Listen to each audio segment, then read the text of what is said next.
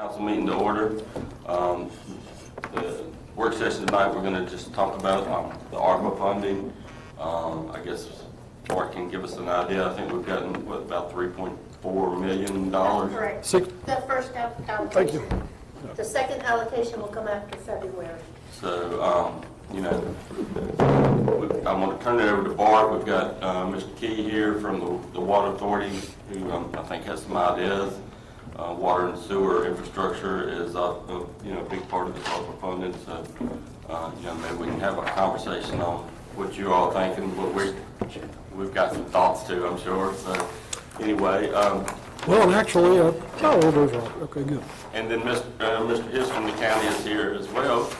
And he brought a big wheelbarrow full of cash with him. So he's got some ideas on maybe some broadband projects, and we'd like to hear from him on that, and maybe how we can partner with the county to kind of leverage, our piece and their piece, and see what we can, how we can help the community. So, Bart, if you got any thoughts on where we are and where we need to go and time, whatever you. Okay, I can be brief. I don't know if I can be bright, but I'll try. The town's allocation, which was principally based on our overall budget, is $6.8 million, and that came from the calculation that the federal government generated, and that was filtered down through the Commonwealth of Virginia.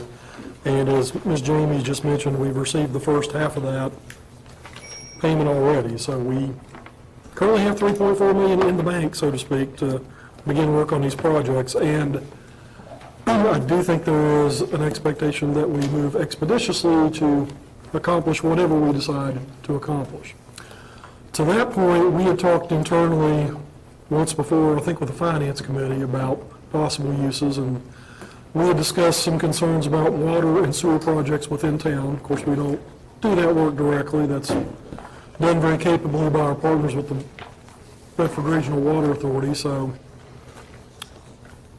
consequently, at the same time we were talking, Brian Key reached out to me with some ideas, and I had to let him know that this is great, all this is kind of dovetailing together. And then also, coincidentally, Bedford County has some ideas about some broadband projects within town limits that they are interested in partnering with us on accomplishing. And I don't want to put Robert on the spot, but the three of us got together and met, and we've identified what we think are some beneficial things just to get the conversation started. And the parameters of that are such that, we feel like the town of Bedford and Bedford County could actually partner and maybe combine our money on some projects within town limits to kind of get more bang for the buck on both sides. So I guess I'll probably throw it over to Mr. Key now to kind of talk about some of the specifics of what we had in mind of a specific project for your consideration. Or two, or three, or maybe four. All right, well, thanks, Bart. And you can feel free to come up and sit if you'd like to. Introduction. I've got lots of paperwork to hand out. So, I will start with some documents that show the need, and that's done through our capital improvement program. So, to start with, we've got You can skip me if you don't have them. Yeah, just give it to them. No, that's fine. Give to those folks. Have a decision maker. So, the first thing you'll see is a list of projects that easily use all of the money that's available from ARPA. We've got $66 million worth of capital improvement program projects. And what I did was selected a few of those projects that meet the terms of the ARPA. And the reason that that's important, the terms, is you can't take a brand new project that you just thought up and say, I'd like to do this project. It had to have already been either under design or under consideration is the terminology. You have to have a project under the consideration for being done prior to March 31st of this year. So it has to be a existing project, if you will. And then on top of that, it has to be something that you can complete or you haven't spent money on that you can complete in a fairly short period of time, a few years.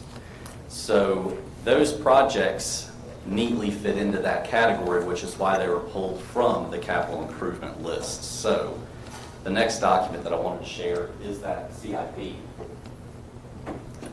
It's a little bigger document. 2 pages, 11 by 17. There's no way we're going to read the whole document tonight. That's not my purpose. But I did want to point out a few projects or a few items that are in that CIP.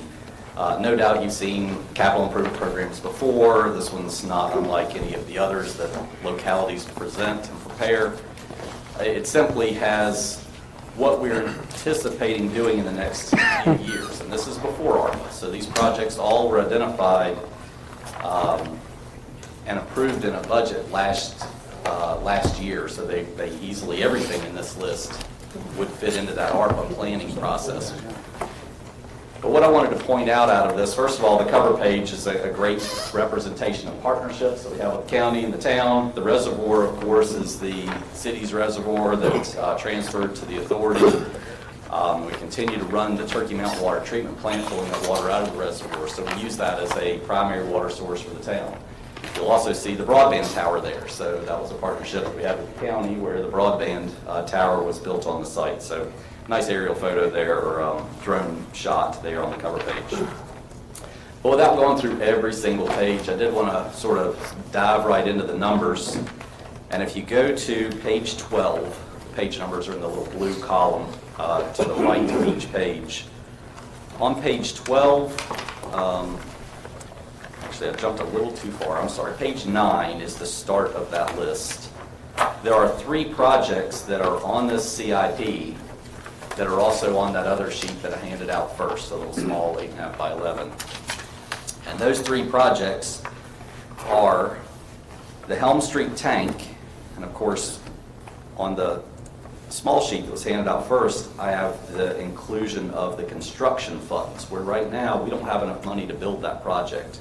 We have enough to start the design of the project, and with our funds, we were going to be able to start that until the year 2024. So, let me interrupt you. Where is it? I mean, we're looking at Central? yes, if you're on page 9, which is in a blue strip on the right side of each page, the bottom of that, there's page 9. In the water projects, which is blue, you'll see about 4 or 5 columns down, there's Helm Street tank design. Okay, because I was looking, see. Okay. So in that, you see there's $100,000 that is allocated to year 2024. That means we weren't planning to do anything with that project until 2024. And out of a $1.3 million project, that year we can only afford to do $100,000 of it, which is the design. And the way that we structure the CIP is reasonably, we anticipate having about $1 million worth of capital improvement program projects each year. So we have to pick and choose what we can do each year. We can't do everything all at once. The total amount of the projects is shown on page 12, and you can see the residual funds is $3.1 million. That's because we took some old money and allocated it to the current year. And then that was balanced out with the 2020, which is why they're a little off. But you'll see in 2022, 2023, and 2024, we're 1.5 million-ish. That's kind of our goal, is the target between $1 million and $1.5 million of doing projects, which means we can't take on a whole lot, because that also includes things like replacing vehicles, replacing large pieces of equipment that are necessary, upgrading some plants. It's not just pipe in the ground type of work. So, long story short, the CIP covers projects that come from our capital recovery fee, which is part of our annual operating budget, and we allocate a piece of the operating budget to the capital projects. So that's about $1.5 million. So Helm Street tank, it's on this list, but only in the design stage and many years down the road. Going down to line ID 28, that's the $2 million project that's also on your list. That's the Forest Lakes Booster Station. That's a project that we're working with the electric department now on to bring three-phase power in so that we can power that station. It's on East Crest, right near the exit ramp as you're heading eastbound on 460 and you turn onto Link Road. So that project, we've started the clearing on it. We've been planning this project since 2017. We held it out as part of our design build process with the water treatment plant at the lake, and we found that we dearly miss having the flexibility of running a pump to control the flow from particularly Lynchburg to the lakes or Lynchburg to town. We can't do that by gravity, you have to pump. And so when we lost the line on 122, when there was a slope failure on VDOT, the road started to give way, or the slope of the road started giving way. Our water line broke loose, and it took us 6 months to get it replaced because we had easement issues, we had VDOT issues with fixing the slope. 6 months without having that backup source coming from the lake, which meant we had to bring water into town from Forest, or we had to start up a third shift at the treatment plant, which we had the capacity there, but it was much more expensive to run a third shift and bring staff up to run that plant over 3 shifts during the day instead of bringing water from Lynchburg. So we brought temporary booster pumps in, ran a very loud generator there. We had some complaints from a few of the neighbors on East Crest, justly so, because the generator is fairly loud, running all night long. But that's how we were able to run the pumps. This station is a permanent replacement to those temporary pumps that were out in the weather with a temporary generator that you had to fill twice a night in order to keep it running.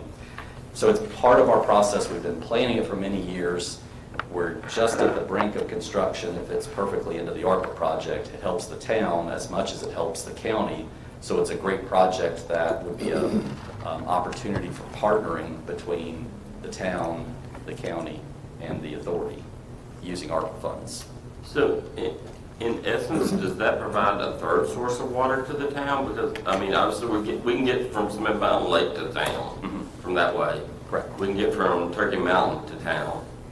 Correct.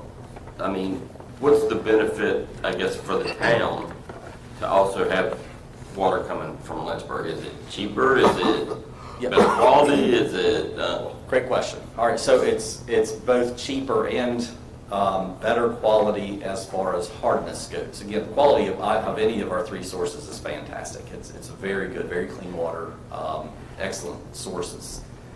The hardness in Lynchburg, when they're using the Peddler, matches very closely to the hardness of the water that's in that comes from the Turkey Mountain plant from the Stony Creek Reservoir. So it has a closer characteristic than the lake water. More importantly, it's the redundancy of the source. So again, when we lost the 122 line for 6 months, we couldn't just send the least expensive water that we have that is also extremely high quality. We couldn't bring that up from the lake anymore, which made the treatment plant at the lake more expensive. And because we're having very similar operating costs, but not as much volume, so the cost per gallon went up at the lake. And at the same time, we had to buy a lot more from Lynchburg, which is at a slightly higher rate. But both of those options are cheaper than the third shift running at the Turkey Mountain plant. So it reduces our operating costs by doing that, and it provides you some redundancy.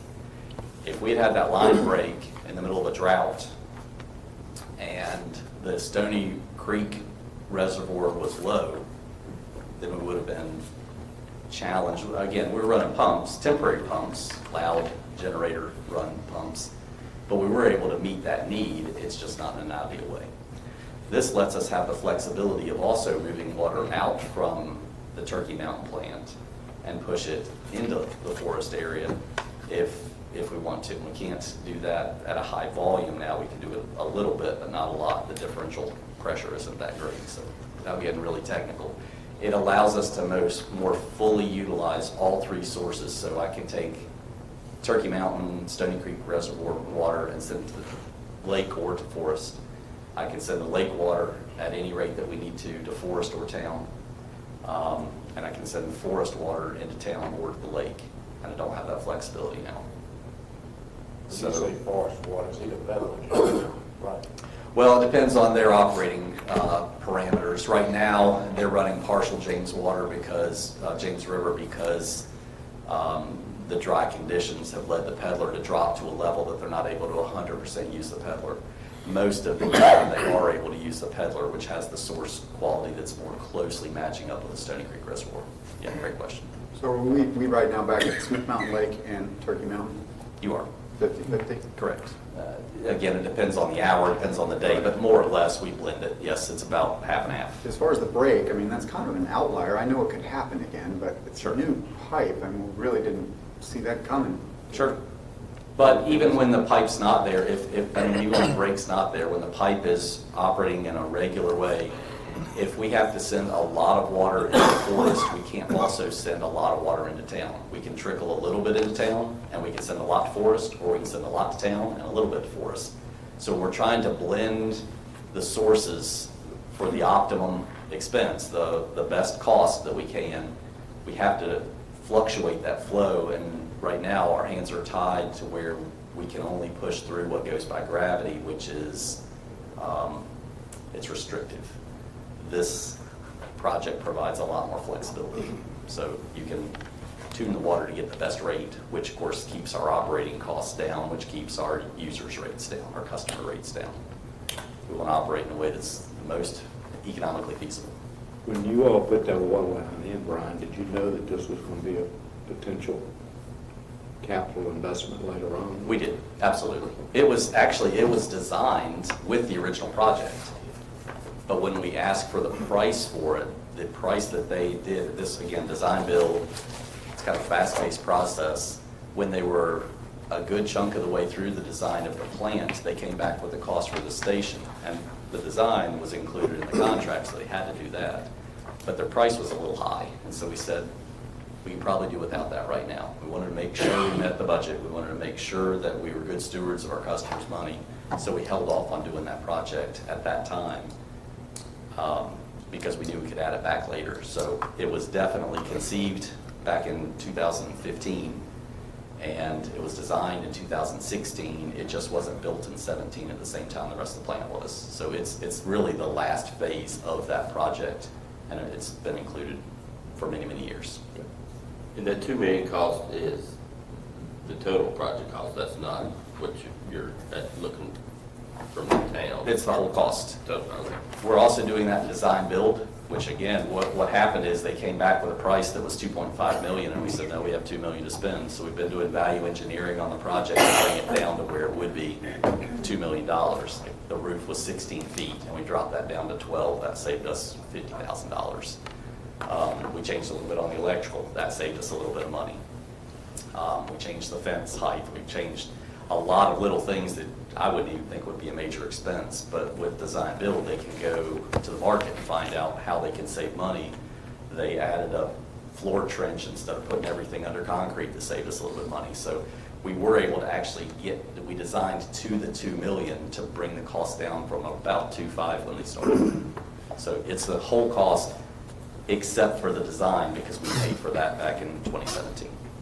It's the complete construction cost. Great questions. Very detailed. So moving down that list, there's also a booster station that's listed on your smaller list, and it's the last project on there. It's $700,000. One of the challenges we found when we started changing the operating. Brian, where are you? I'm sorry. The last line, number 42 on that same page, number 9. There's booster station and finish line for customers directly served construction. This is part of the central water treatment plant upgrades. So the very last line on page 9. Okay. That project is necessary because right now, if the plant shuts down for any reason, which includes right now we're going through a valve replacement process. We've got nearly $100,000 worth of valves that have failed inside the plant. They're original to the plant, 1972 valves. It's amazing they lasted this long, really, but they've got to go. And to make that happen, the whole plant has to come out of operation. When the plant comes down, there are a handful of customers up on Turkey Mountain that are fed from an internal line inside the building that tees out and goes to those customers. And it was done that way, I'm sure, because it was a very cost-effective way to do it if you're running the plant. And when the city was running the plant, you were running it 24/7, 7 days a week. So it was always running. So it was an easy way to serve some customers. If the plant ever goes down, those customers are without water. So there's a booster project that we can do for that plant that takes water off of the transmission line, and it doesn't matter whether that distribution line is served from Forest or from the lakes or from the Turkey Mountain plant, those customers will be served at all times. It's a very expensive project when you're looking at the per customer basis. It's unbelievably expensive. But technically, it doesn't meet the waterworks regulations now, which says that you have to guarantee service unless there's a disruption like a break or something like that.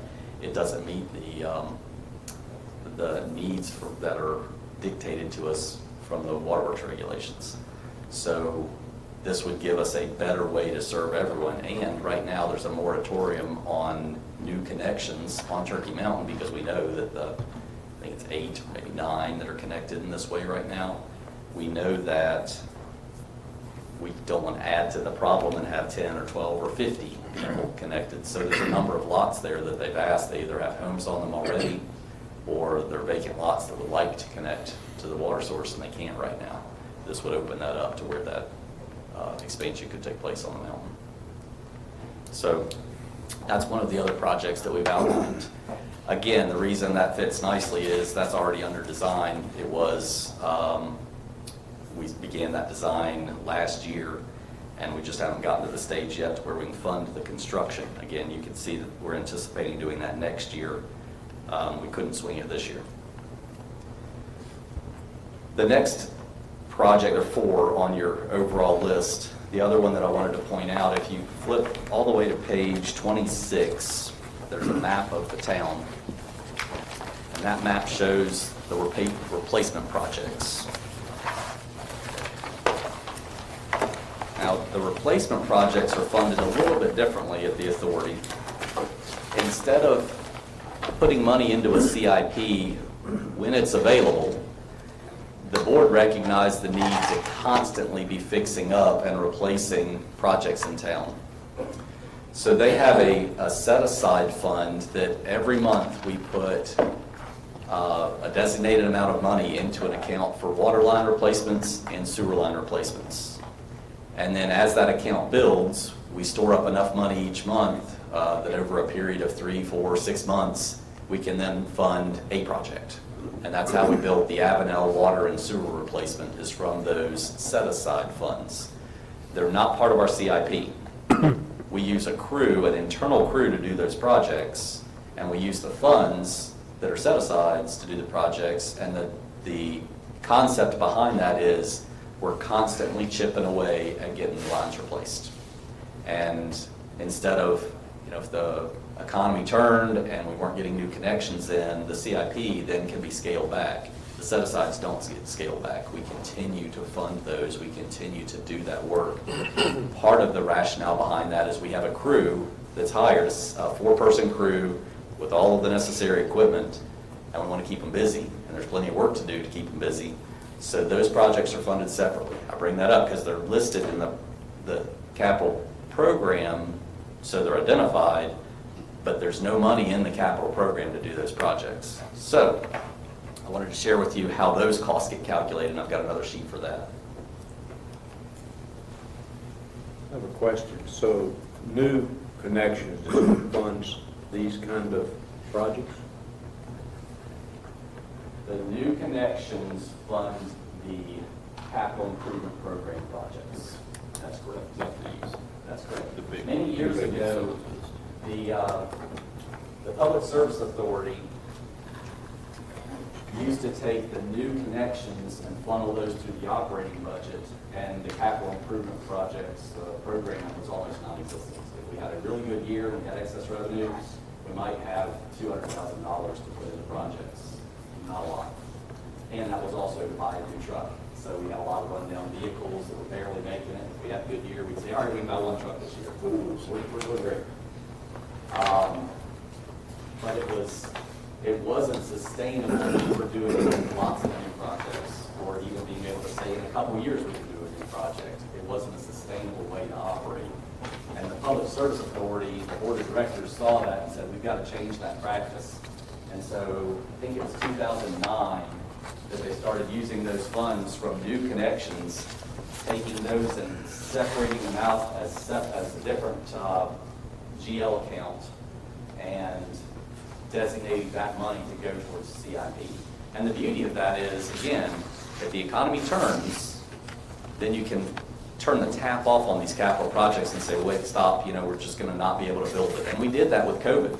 Last year, we did just stop capital projects and said, let's wait and make sure that we still have revenue coming in, because we thought that it might turn a lot worse than it turned out in the area. We had a lot of, actually an increase in water volume because a lot of people that were working from home were still using the water, and we have a greater customer base in residential than we did commercial. So it turned out that we didn't lose a lot of revenue, and surprisingly, there was still a lot of growth going on. We still had a lot of new connections, a lot of new homes being built.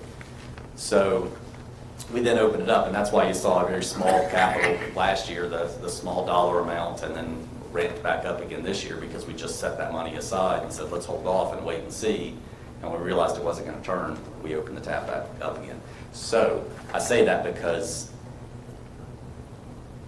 the set-asides are almost an assurance that we're going to keep moving forward with these smaller projects. The larger projects, we just have to base it on our new connections. And we look at that every year historically and see what we're going to be able to fund. So on the replacement projects, this is only sewer. We also have a water side of things, but on the sewer side, you can see the bottom line. We've got $6.5 million worth of projects that are currently identified. And I actually highlighted one of those in that green for sewer. You'll notice the Town and Country subdivision. That's the second page of that handout that's got the Excel sheet, and that's just an example of how we calculate the numbers. We're not just grabbing it out of the air. We're going down to each line item: gravity, sewer pipe, manhole, framing covers, connections, pavement restoration. We're kind of detailing all of that. And our engineering department takes each bid that we have and uses those to update the numbers, and we're pretty close at estimating the cost of these projects. So we think that the real numbers, they weren't generated by a consultant, they were generated by our history. Now, that said, in the last 6 months, or 12 months really, construction costs are skyrocketing. The price of lumber has gone up tremendously. The cost of steel has gone up tremendously. We just bought some parts for a treatment plant down at the lake that were metal, and when we got the quote, it gave us 24 hours to sign the contract at that rate because the steel was fluctuating so much that week. So this is our best guess based on current market. Our fear is, and this sort of goes to Bart's comment earlier, there is a little bit of sense of urgency here because prices aren't coming down anytime soon.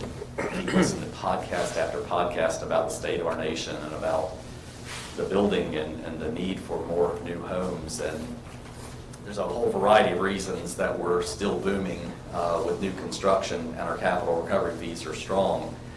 But all of those also mean that the cost of construction is still strong. There's a huge demand and there's not a great supply. Adding to that, you also have all this ARPA money that's going to flood the market soon. And as soon as the contractors all get sucked up and allocated to projects all over the state, all over the country, everybody's going to be doing these projects. There's going to be a tremendous shortage of contractors, which means they're not going to be bidding on projects. They're not going to be available to even give you quotes on projects, and you won't be able to get anything done at anywhere close to reasonable rates. The sooner we can allocate these funds and get our contractors locked in, we've got 2 term contractors that are under contract already. The sooner we can book their schedule up so that they're doing only work for us, or a lot of work for us anyway, the better we'll be as far as getting reasonable prices. The longer we wait, the harder it's going to be to complete them at all, much less at reasonable rates. So there is a little bit of a sense of urgency. Prices aren't going to go down anytime soon. Let me ask you a couple questions on sewer, since that's where we're at right now. Obviously, Yes, sir. We've heard about recently some capacity issues, the consent order. Yep. So obviously, that's a concern of mine, you know, from a economic development standpoint and that kind of stuff. Sure. So, are these projects gonna help that situation any? Absolutely. And do we have a priority of how we can get the most kind of bang for our buck? You know, which one of these are gonna move us farthest down the needle, I guess, you know? Well, the projects that are identified here have been done not just willy-nilly, just grabbing throwing a dart at a map and saying, let's start here.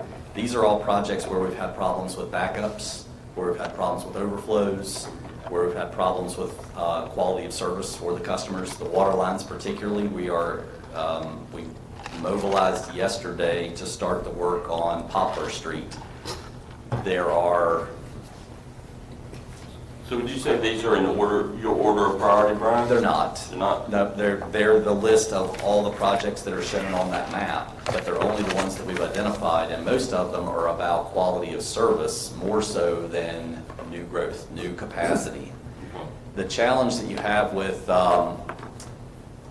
new projects, like let's say you had a 200-lot subdivision, and at the far end of our system, that has to flow through a lot of pipes that weren't designed for having 200 new homes on it. Right. And they're undersized, they're under capacity. They have been serving the need, but barely for years.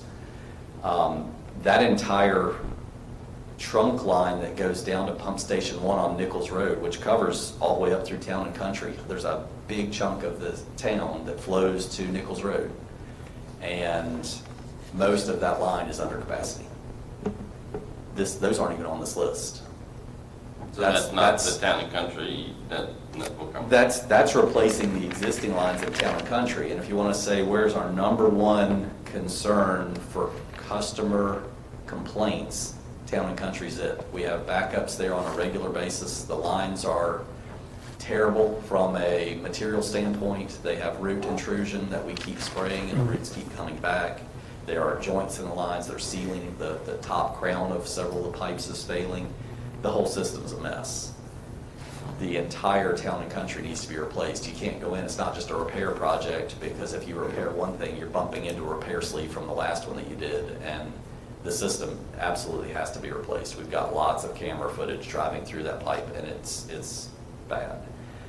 But what you're talking about as far as that main line that goes all the way to Nichols Road that would serve one proposed 200-lot subdivision, that's another $2 million to replace all that pipe. And there are other places in town that also have capacity needs. This is scratching the surface.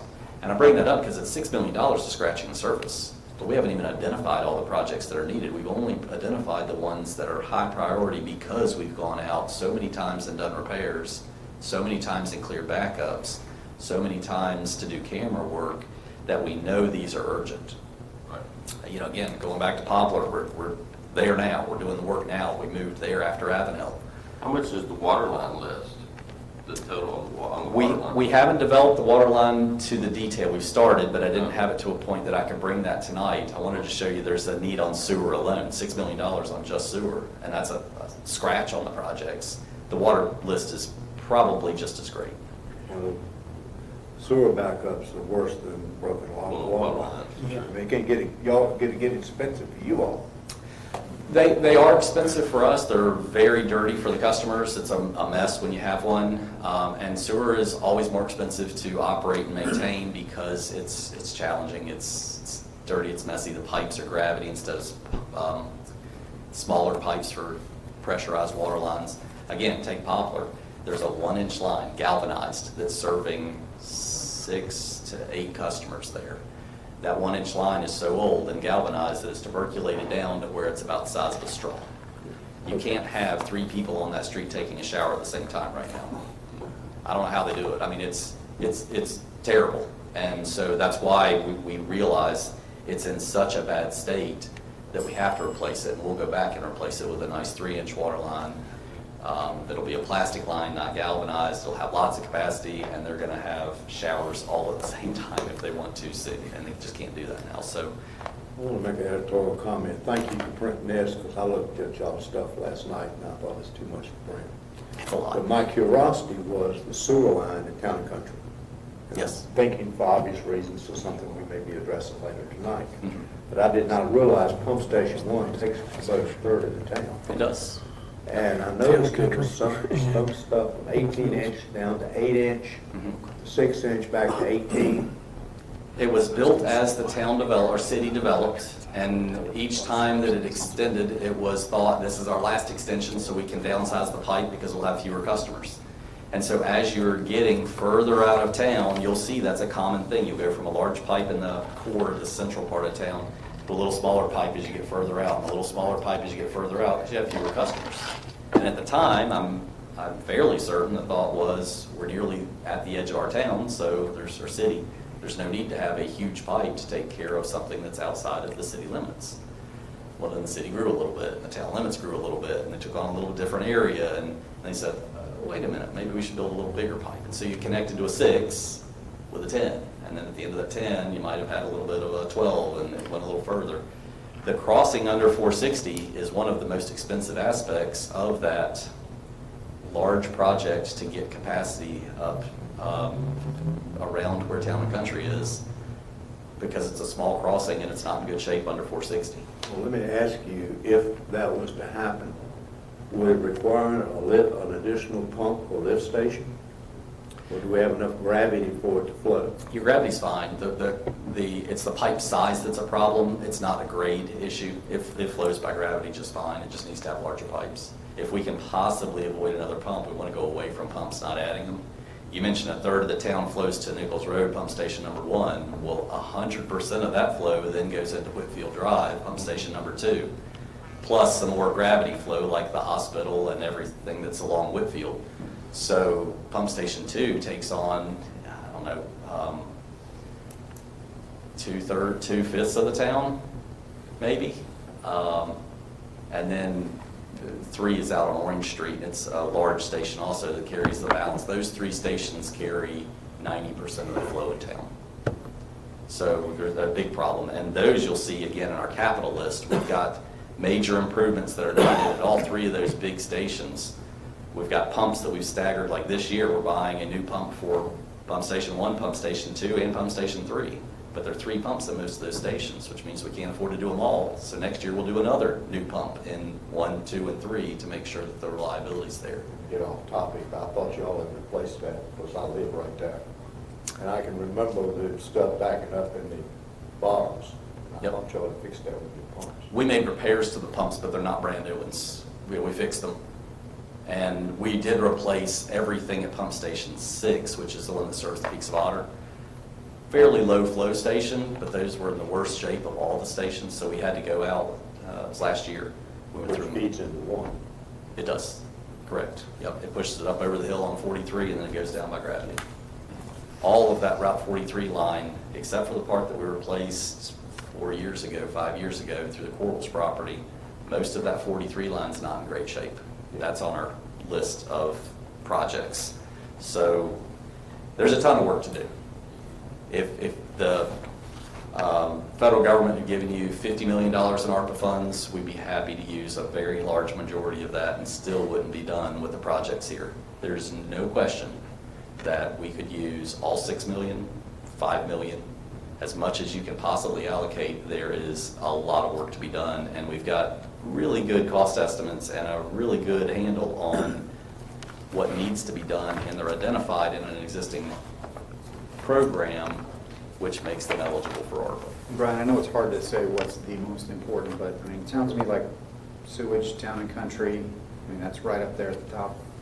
Well, actually, in order to keep our rates as low as possible, the highest priority project is that booster station. The $2 million water booster station trumps everything else. Because if we don't do that, we spend more money operating, which gives us less money available for doing new capital. The more money we can save by using our least expensive source, the more money we have to designate to new capital Turkey projects. Mountain. Not the $700,000 one that's Turkey Mountain, the $2 million one that is the East Crest booster station. That's the number 1 priority. We're moving forward with that. John's helping us with the electric in the next few weeks. I mean, that's imminent. And, On the sewer projects, do you think you could get us like maybe the top three? Or, you know, because obviously we can't fund, I mean, you know, we're not gonna be able to do the whole 6 million, you know, but our, right. you know, just how we can kind of help you get your most, you know, your biggest needs met, but. We can. You can skin that cat a bunch of different ways. You can look at it and say, if we were to have $5 million, we can list out $5 million worth of projects. The others are still going to be done eventually, it's just when, it's a schedule. So of the ones that are shown on the map and are listed, they're all in the same state, they're all falling apart. I can't If we say. pick anyone we pick, there's probably all of them. You could pick any of those and they're all about the same. They all need to be done. They're all, again, Avenel, the sewer line wasn't absolutely terrible. It wasn't great, but it wasn't absolutely terrible, but it was going to be in the next 5 to 10 years. Well, we were replacing the water line, which was in terrible shape on Avenel. While we were there doing the water and tearing the road up, we went ahead and tore the whole road up and put the sewer in so we wouldn't have to be back again, you know, in a few years and tear up a brand new road that the residents just had disruption a few years earlier. So we did both. Same thing we went through on Dawn Drive and did water and sewer there. The sewer was terrible, the water was bad, and we combined them together and did them both at the same time, and then, you know, the road was paved. So that whole area is in better shape now. But like in the case of Poplar, the water is in such bad shape, we had to get to that first, and we're not even touching the sewer there right now. So let me ask you this, for example, Town and Country. Yes. What is the pipe in the ground there? It's not terracotta, is it? Is it arm? Some of it is terracotta, some of it's concrete, and some of it's ductile. And the ductile there is like the ductile we had on Link Road that we replaced, where there was no top. The pipe had completely corroded to where the hydrogen sulfide had eaten the crown of the pipe up, and the dirt was holding the opening until there was enough vibration on Link Road that it collapsed, and we ended up having to do an emergency repair. It's the same thing in Town. Well, some of the houses I've been involved with in Town and Country is terracotta, and everybody's had to replace that. Yep. But when you talk about replacing the sewer line, when you do that, do you also do the water line while you're at it? Do they run side by side, or? Well, in Town and Country, it's a little bit different because the sewer line there is mostly in the backyards. It's not along the road. It's not under the pavement. So the crossings are. But in the cases where both services are under pavement, that's when we want to do them both at the same time, Avenel, Dawn Drive. In Town and Country, it's not under the pavement. So for the most part, we can replace the sewer line, not disrupt the water system, and it's also a newer water line that we think is in pretty good shape. We don't have complaints there with pressure. We don't have complaints there with, you know, any sort of flaking or specks or any issues with water quality in that area. So we haven't identified that as a water project, but it's very much a sewer Well, you project. mentioned doing both. That's what We do when it's under pavement, yes, sir. Great question, yeah. Well, let me interject now, too, because you're kind of talking about maximizing your resources, which I appreciate. And since the county administrator's here, part of what we've talked about is the county would be willing to split the cost, for lack of a better term, for certain projects within town. But I guess, Robert, I would ask you what conditions might be associated with that from your perspective, and then would the county have input on a project-by-project basis, maybe? Because the three of us have talked about certain things that we, at a staff level, can see happening, but ultimately, it is your decision, so I want you to have that input. Yeah. Well, good evening, and I have no paperwork to hand out. And there's reasons for that. Most of it's for legal and proprietary trade secrets and closed session and all that type of stuff. So I'm going to be talking in big generalities, and but there's good reason for that. And plus, I'm going to throw out numbers that are a little odd to be saying all this. You know, just throw out million here, millions there. You know, with fiscally conservative, you know, town councils and board of supervisors, it feels a little odd just to be saying this type of stuff. So the county has been allocated $15.4 million in ARPA funds and change. So the number one priority of the board of supervisors by far is broadband. So I'm not going to really rehash the broadband project that we've already entered into with Blue Ridge Towers and BrisNet, but I'll just sum it up and say it didn't work as designed. And it's underperforming and underwhelming. So it's not servicing the number of citizens in the county that was remotely thought it was going to service. So the Board of Supervisors wants to, as they've said for years and years, said that we want to try to get broadband to the citizens of Bedford County. So they still want to do that, and because we didn't achieve that with this first project. So what the county did is, in anticipating that ARPA funds were going to be coming, we did a RFP for projects. We received like 6 different responses for different project ideas. And the goal of these projects is to achieve universal broadband coverage in Bedford County. So that doesn't necessarily mean that every single house is hooked up at a certain time within a couple of years, but the infrastructure is there to build off of in order to hook up every single home in Bedford County. So that's kind of what the goal of universal coverage is. So the board has narrowed, the board and a selection committee and everything else have narrowed it down to 3 different providers that we're going to be working with and we're still negotiating with and finalizing budget figures. So to try to get to where I think Mark wants me to go and where Brian wants me to go is we're still working on our broadband budget figures. The goal for us and the big date in our mind is September 14th. That's when the VATI, the Virginia Telecommunications Initiative, Technology Initiative grants are due, September 14th. So we're going to be submitting several applications, at least being part of 3 different applications to VATI in order to try to get money in order to achieve this broadband. So of course, in order to have competitive grant applications, we've got to have local funds, we've got to have funds from the internet service provider, and of course the VATI grant requests as well.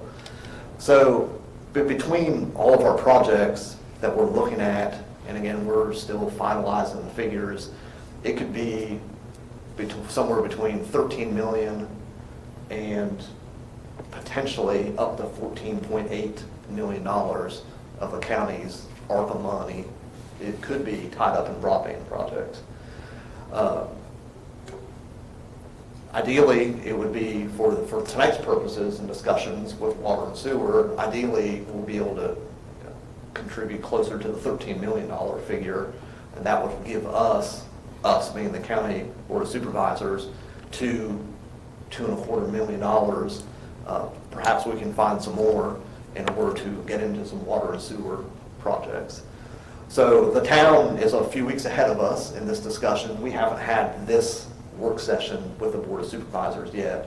We need to schedule one with Brian and BRWA to have this exact same discussion with the Board of Supervisors, and we'll want to try to do that as soon as we can, but likely won't be until sometime in September. So I think the thought is that with some of the county's share of the ARPA funds and all the restrictions that we can only spend it on. I mean, I talking to enough board members, it seems like, water and sewer would be something they'd certainly entertain to have some conversations about. But of course, broadband is our main priority. So that's kind of at a 30,000-foot level, at least where we are. But I mean, I think if there was ways to leverage, I think, from a Board of Supervisors perspective, it's always like, and you kind of are thinking the same thing, you're asking a lot of the right questions, kind of a so what question. We want to do this, well, so what? What does that achieve? Well, we want to do this, well, so what? How does that benefit the county, or how does that benefit the town? And my board will be asking the exact same questions that you guys are asking. So, trying to find those projects that address quantity issues, quality issues. I know for me and a couple of my board members who have sat with Brian and talked about this, being able to be able to clear out some much needed water and sewer infrastructure projects and then allow BRWA to then start chipping away at some of their backlog of CIP, not backlog really, but getting into their CIP projects would be, I think, a win-win for both the county and the town. But again, we haven't had this work session with BRWA as a board of supervisors yet. So once we have that, I think we'd be able to have, between the bodies respectively, I think we'd be able to have a little bit more of a concrete discussion. So have you kind of identified any broadband projects in that are kind of in the town or? Well, so VADI is all about unserved or underserved areas of communities. And I don't know exactly what the broadband status of town is, but I have to say, my understanding is the bulk of it has some level of service, I think. And of course, we have, vast quantities of square mileage where people are, their hotspots, and that's their internet service. And that's no good for all sorts of reasons. So the answer is really, we've been concentrating, and that's one of the questions of the VADI applications, is for us to have an eligible and competitive application. We can only have so much overlap with existing services and providers. We can only have like 10% overlap with fiber. We can only have 20% overlap with wireless services. That doesn't account satellite services and SpaceX and all that type of stuff. So we have to, our staff and our GIS staff and the different providers that we've been talking to have been frantically calculating all those overlaps. So I know that's a long answer to say that I know that there's been one company that the town's been talking about too, and that we also want to do an agreement with. But from a VADI application status, because of the calculations and the percentages of overlap, we needed to kind of exclude the town from that. Otherwise, our application will just get thrown out. I mean, it just won't be competitive. So that's just kind of the fact of the matter. Not that we wanted to, it's just that otherwise we just don't have a valid application. That makes sense.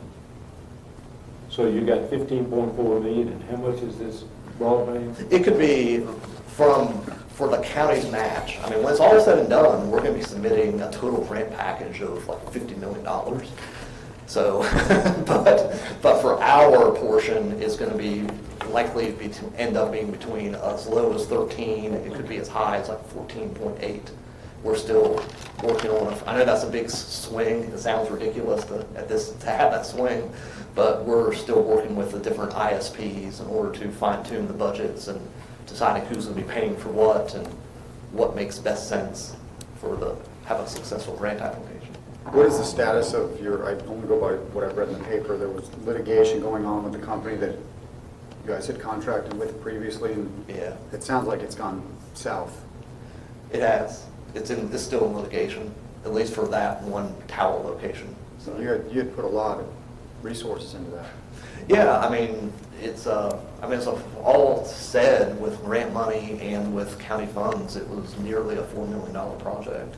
And it just hasn't lived up to nearly the expectations that any of us thought. It's not looking hopeful. You've pretty much given up on that. I think that tends to be the sense of the board, and that we need to move forward with something different. It's kind of a shame.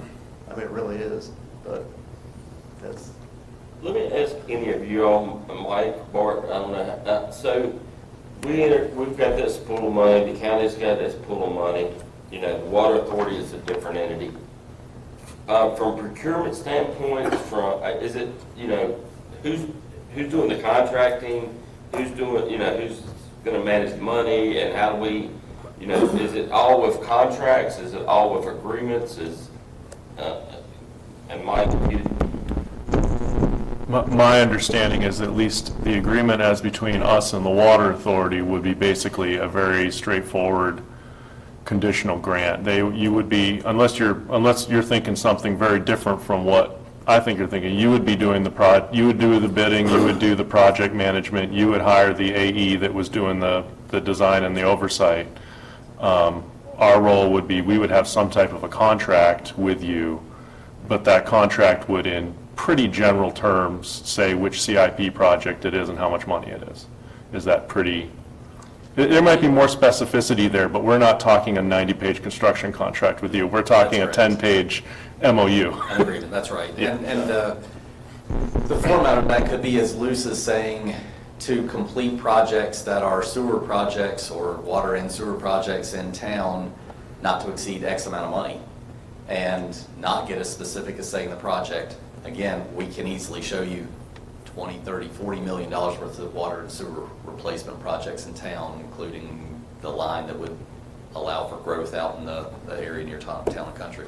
So it could be as simple as saying, do the projects that are on your list, because, you know, if you designate one project, it just means that we get it done faster. That's really the bottom line, is if you want to pick the projects you want done faster, that's fine. They're going to get done eventually, it just might be in 10 years instead of, you know, next year.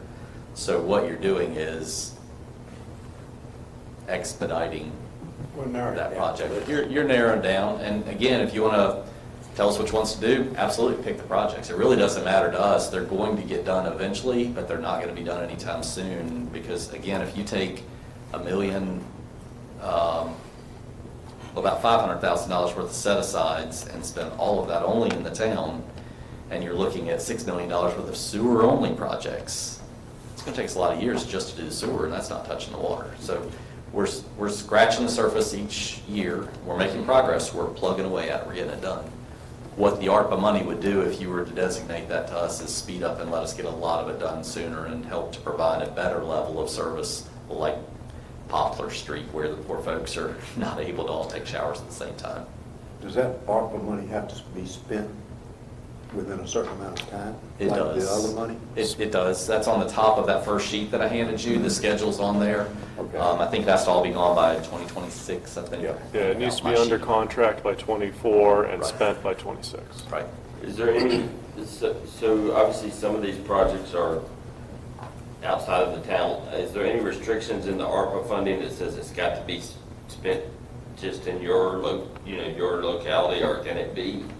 I mean, obviously Town and Country is going to be ours in a couple of years, and, you know, so I mean,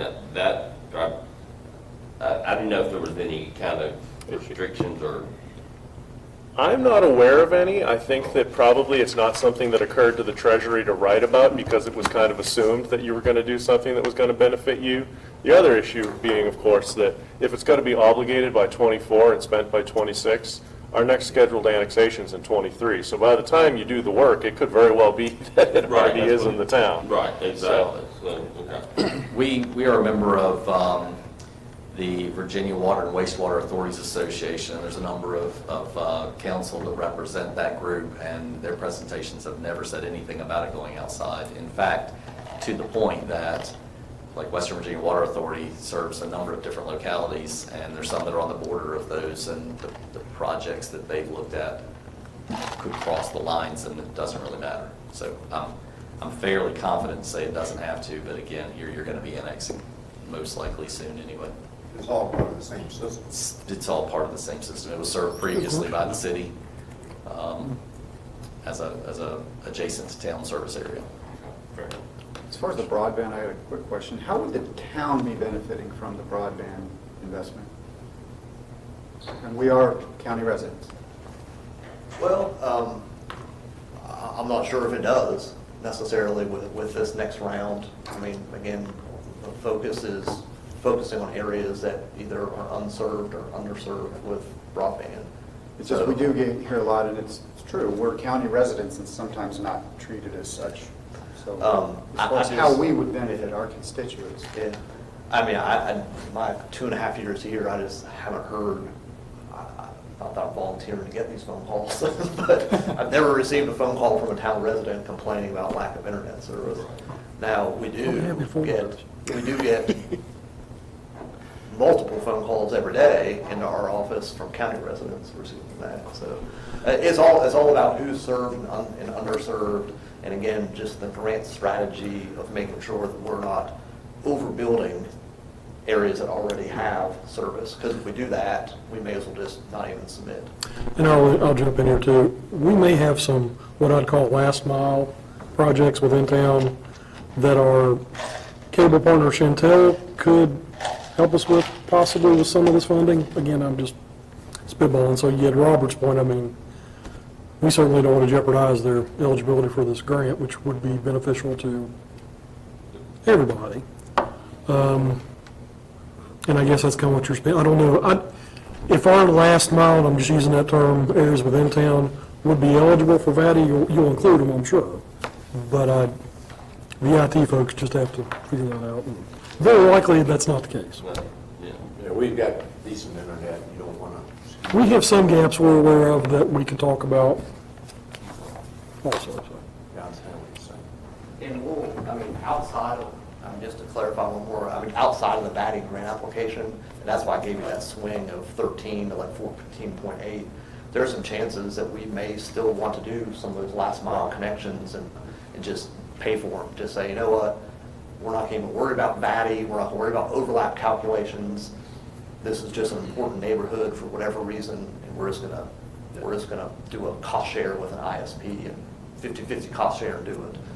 But we'd rather not do that, but we'd rather go through the VATI grant application, but that is something that we've talked about. You've been here 2.5 years, it seems like it was yesterday. I know. I know you can't speak for the Board of Supervisors, but are you fairly confident that some of the money could be done for water and sewage projects? Because, again, we're part of the county. All that I can say is that we've presented it, we've had this presentation with a committee, and it was favorably received, I think, from those committee members. And we need to go to the full board and have this exact same conversation. I mean, I think it'll be the committee's recommendation, staff's recommendation, that we do pursue some level of projects and basically establish a bucket of funds, town establish a bucket of funds, and then we just identify which projects make sense and get it done. But I can't obligate them. It's on mainly this. just because we're county residents too, and I think we should get some of the 15 million towards what we need. I agree with broadband in the county, that's great, but I think some resources should come our way. Yeah, and I think that's what's so unique about this opportunity, though, is that there are projects that benefit both the county and the county. So you can do, there's a multitude of those on Brian's list that if the county paid for it, it benefits both jurisdictions, and I think both bodies can feel good about that. I think our hope is more of a partnership where you take a look at the booster station, for example, that provides as much benefit to the town as it does to the county, and it's a $2 million project. So if we were to get $1 million from the county and $1 million for the town for that project, you know, that both entities are supplying money for a project that benefits both groups of residents. Same thing with a tank. You think that a Elm Street tank, well, that was a former city-owned tank. It only provides service there. That tank is a pass-through to go to Forest, and it's a pass-through to go from Forest to the lake. The booster station that's being built kind of works in partnership with that tank. So, and it also will provide additional storage for fire suppression and for additional flow, new line sizes, new pipes. If we were able to get a better high-pressure system around town, it would provide the water for that.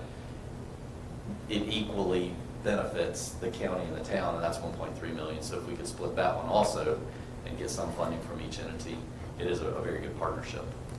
Then the water and sewer replacements in town, they really don't function, again, town residents or county residents, make no mistake, but they don't serve outside of the town limits. They're definitely for the customers that are in town, and those would be the ones that we would hope that we get a little bit more of that ARPA money from the town. Let me ask you about the tank, Brian, because I think the town basically survived off of that, or they did the Turkey Mountain tank, I think. Yes. Yeah, it's been years ago. And the capacity of that tank will help. And I'm not an engineer, and this is what you do. But when you talk about a booster station, that's a pretty big tank up there. Would that help with that versus the booster station? Well, You understand what I'm? I do, absolutely. They're not really birds of a feather. They work together on serving the need, but the problem is the tank elevation can't be increased, or else we'd have higher pressure in a system of town that has weaker pipes.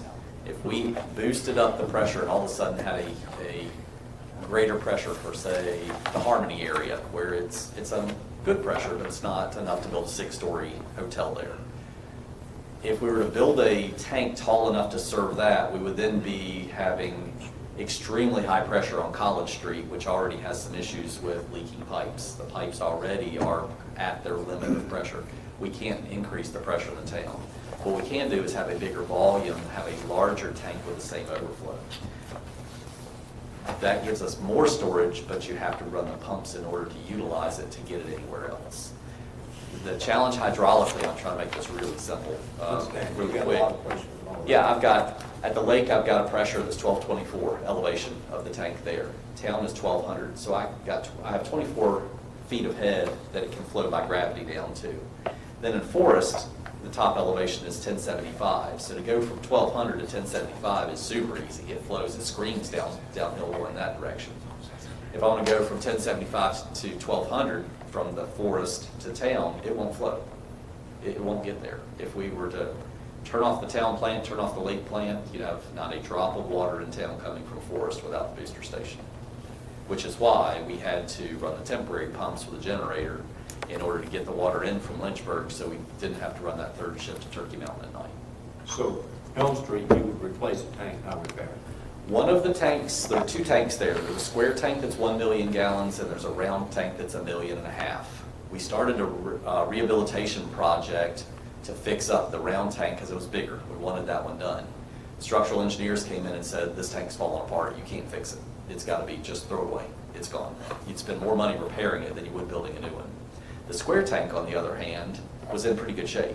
So we fixed it up, and we have something that we send out every week. It's a weekly report to our board, and I've got a drone picture of that I can send you a link to. When you look at that drone picture right now, the round tank is a big pile of rust on the roof, and you look at the square tank, it's beautiful. It looks really nice because it was just fixed up. So our plan is to continue to keep the square tank in service and then replace and hold the round tank. So we might do 1.5 million there, we might do a 2 million gallon tank there, depending on what we can spend with the $1.4 million. We're gonna get the most bang for our buck, but it has to be thrown away and start over. And that's necessary, very necessary, to provide the fire suppression that we have to have in town. The booster station will help us to fill the tank up, but the water that comes out of that tank can't be boosted from the same station. So the water that filling that tank is not off Turkey Mountain? I mean, off of that reservoir? It is. It comes through the Turkey Mountain plant, and then it also, water from Smith Mountain Lake goes into that tank. It just doesn't go in very fast from Smith Mountain Lake because I've only got 24 feet of head elevation and a long distance to Was it go. built, was it run? Yes, well, and there's a third tank in town that's at the reservoir. The problem, that's at the treatment plant on Turkey Mountain. The problem with that tank is in the wrong place. It does a great job serving the folks that are down along 43, but that water doesn't flow very freely past Main Street. It doesn't flow down College Street because of the location of it.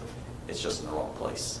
It was built when the treatment plant was built. We thought, oh, we'll add more storage. It's great, but we've taken the other tanks offline at Helm Street and tried to serve the entire town off of that, and we found out very quickly, open the valves back up, we've got low pressures all over town. It just doesn't do much. So, Tom, so you all meeting, what did you say, that's when y'all, the board's meeting on those? Yeah, we haven't set a date to meet with Ryan Okay. yet. Our work sessions have gotten pretty full, so I'm trying to figure out how to maneuver. I may not even be able to get to it in September, to be honest with you. It may end up being early October, but that'd be the worst case scenario. But I'm not exactly sure. Okay. I know our next big waypoint for me is submitting our grant application on September 14th. And of course, I'll know that that'll help me understand what our available budget for this whole water sewer conversation may But be. this 15 million, that's your total, that's not what you've gotten so far, right?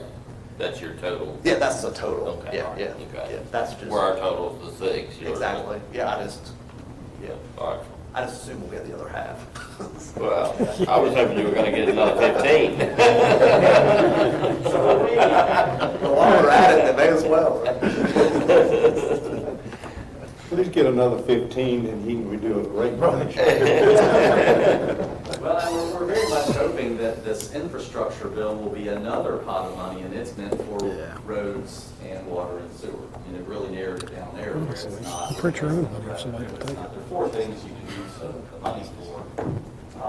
Water and sewer is absolutely one of them, broadband's one of them, but the infrastructure that is being thrown around, and maybe get more money from that for water and sewer projects, but, yes.